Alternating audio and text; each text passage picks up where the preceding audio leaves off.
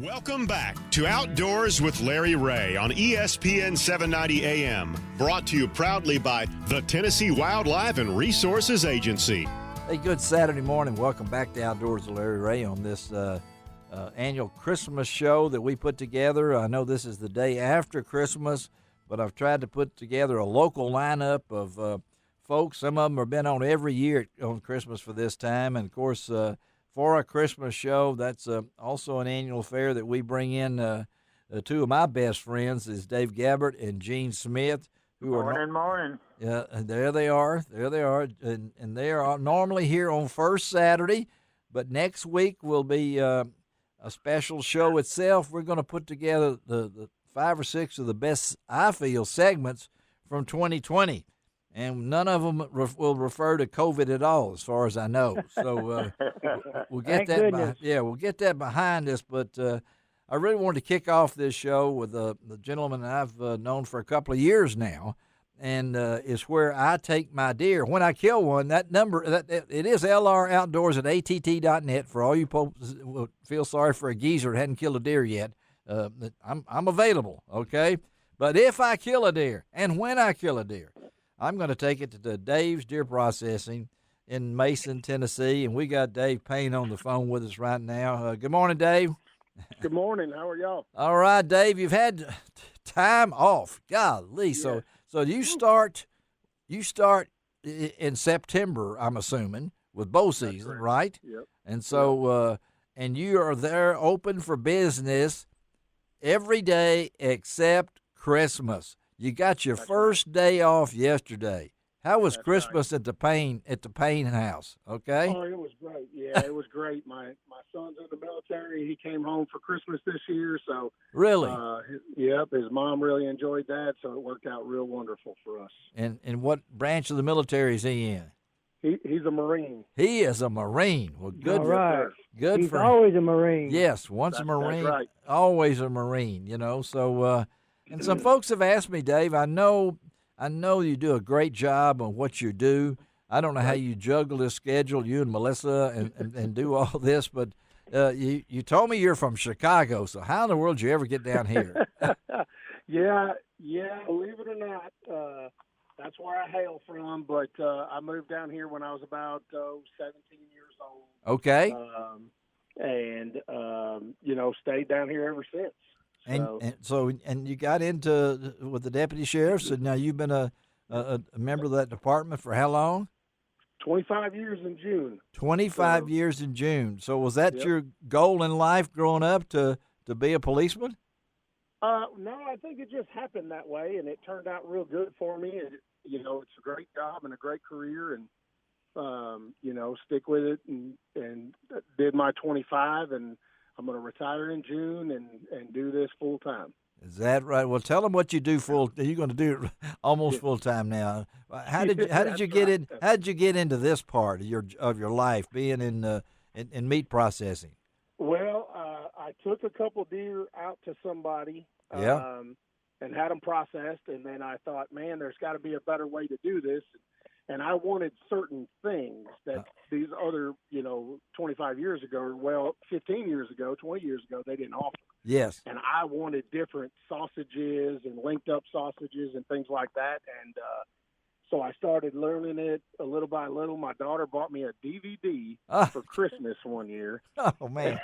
And that's how I started learning how to butcher. And it just kind of went from there. Everything we do, we're all self-taught. And figured out every different thing and tried a million different blends and came up with what we came up with that's on our menu today. And it's just been really cool. And you really made you friendship-wise. I mean, you got repeat customers. I can go in there and I know, folks, if you haven't taken your deer there and you haven't utilized Dave's service, you don't understand the camaraderie and stuff like that, Dave. So talk about that from the side. This is a family business, and that's right. And it's been going on since September, and you guys have worked straight on through. And you took off Christmas Eve, and you took off Christmas Day, and you're back to work today. You're back to work. At it, And sometimes when you work this long with this close with each other, Yeah. you got to sit down and have a discussion because tensions rise and, we all get on each other's nerves. And, yes. Yeah. But, that's what we do. We let everybody know, hey, look, we're going to work like you've never worked before until this is over with, and then we're going to take breaks. And then we're going to, relax and, clean up and do all that stuff. But it's you're exactly right. The camaraderie. I actually started this business in my garage. Did you really? Yeah, I did. And so I got customers to this day that have come to us since we've been in our started in the garage. So, we still got most of the same clientele. We pick up a lot of new faces every year. Yes, yeah. We put out a great product. We make it just like if we wouldn't eat it, it does not go in your bag. Well, there you go. That's the way we do every single one of them. And then we're talking to Dave Payne, our good friend Dave's Deer Processing on, and that address again, Dave? It's 1365 Burrow Cemetery Road. And all you need to do is put in Dave's Deer Processing in your GPS, and it'll bring you right here. And if you drive past Slingshot Charlie's, you've missed it. So That's right. You got to watch what you do. So before we let you get back and get ready to start business here at 9:00 this morning, what kind of year has it been? I know you've had to shut down a couple of times.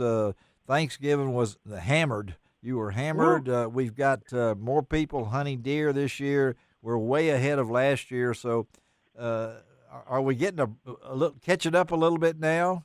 Yeah, we finally are. We were treading water for the longest time. Yeah.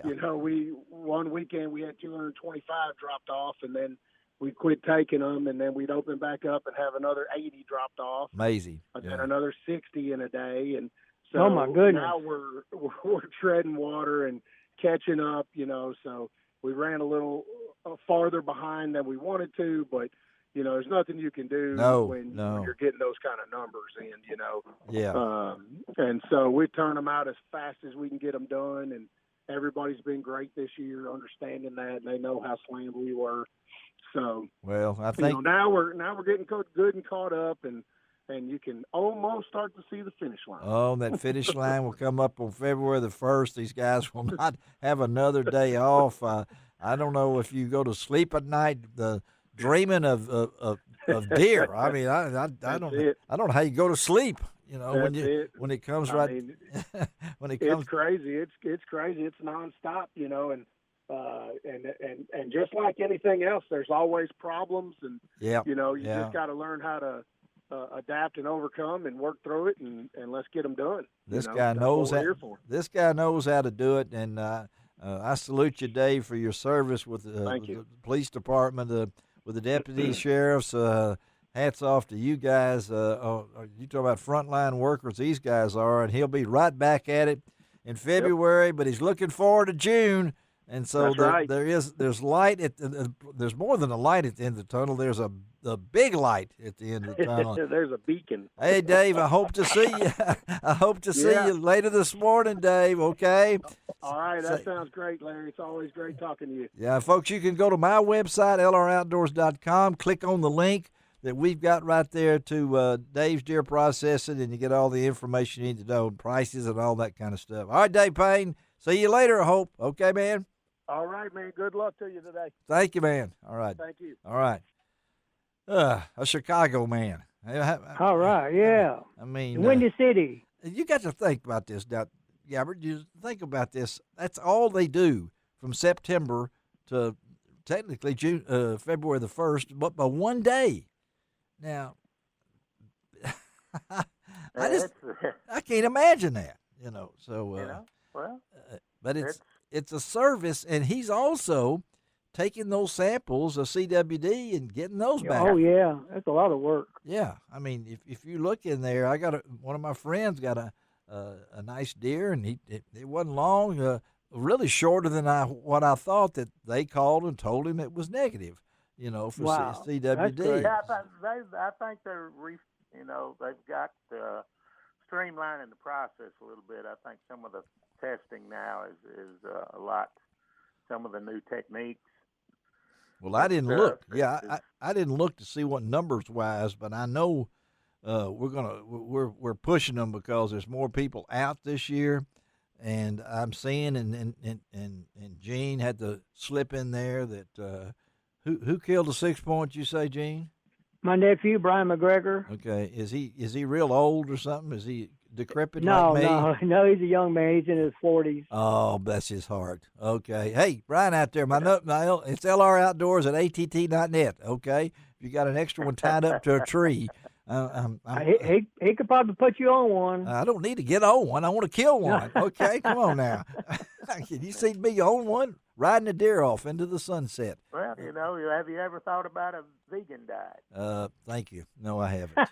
No, I haven't. All right, Gene Smith, how about a pun before we head to the next segment? Well, I went to the doctor last month, and he told me if I could jog 10 miles a day, it'd add years to my life. Sure enough, I feel 10 years older.